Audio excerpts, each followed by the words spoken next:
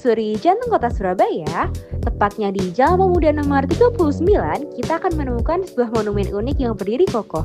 Lokasinya sangat strategis, berhadapan langsung dengan pusat keramaian Mall Plaza Surabaya atau Delta Plaza, sehingga sangat mudah ditemukan. Bagi yang menggunakan transportasi umum, aksesnya pun sangat mudah.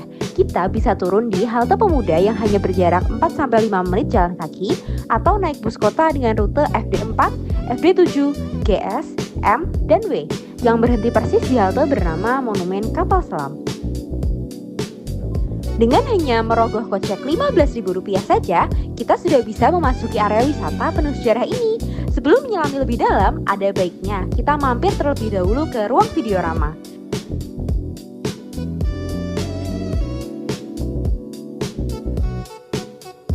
Ruang audiovisual mini yang disediakan oleh TNI AL bukan sekedar tempat nonton biasa loh. Di sini kita akan dibawa oleh film dokumenter yang menghanyutkan untuk memahami konteks sejarah, merasakan simulasi suasana di dalam kapal selam, dan mengenal peran KRI Pasopati 410 dalam operasi Trikora. Ruang ini adalah gerbang emosional yang mempersiapkan kita sebelum mengalami petualangan yang sesungguhnya.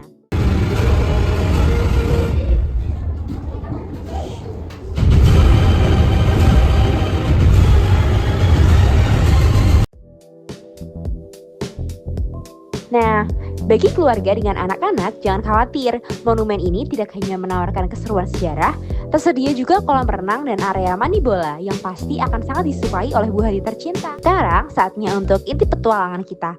Yuk masuk ke kapal selam.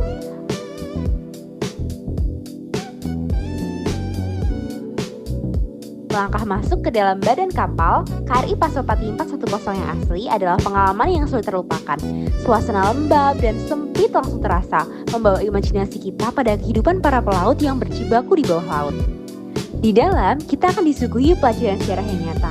Terpampang foto-foto para mantan komandan yang gagah, seperti Letkol Laut Wijono, Letkol Laut Sucipto, Kolonel Laut Jasman, dan Laksamana Madya Subiakto. Kita bisa melihat kamar komandan yang sederhana, membuktikan kesetaraan di medan perang. Melangkah lebih jauh, ada ruang torpedo haluan dengan peralatan tempur yang masih terpelihara, serta berbagai ruang mesin dan ruangan operasional lain yang menunjukkan betapa rumitnya dan heroiknya kehidupan di dalam kapal selam.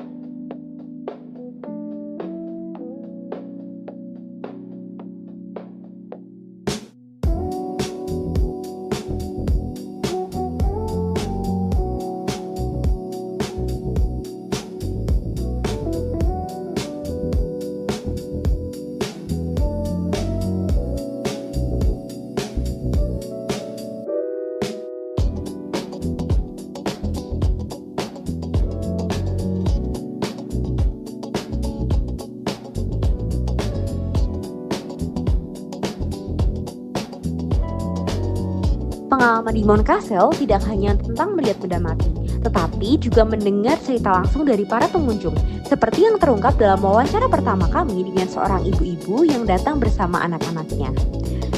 Saya sengaja membawa masuk anak-anak ke sini biar mereka tahu perjuangan para pahlawan kita, ujarnya.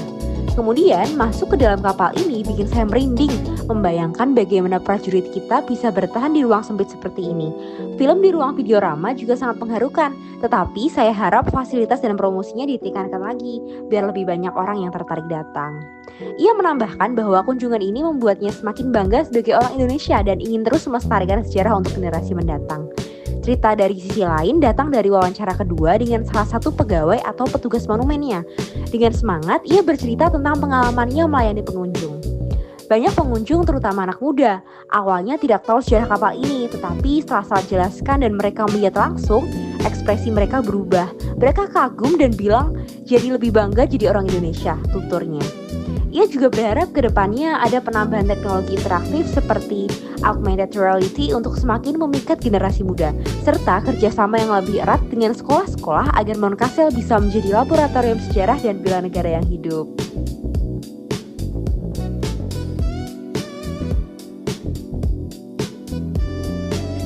Halo, sekarang kita akan masuk ke video Rama.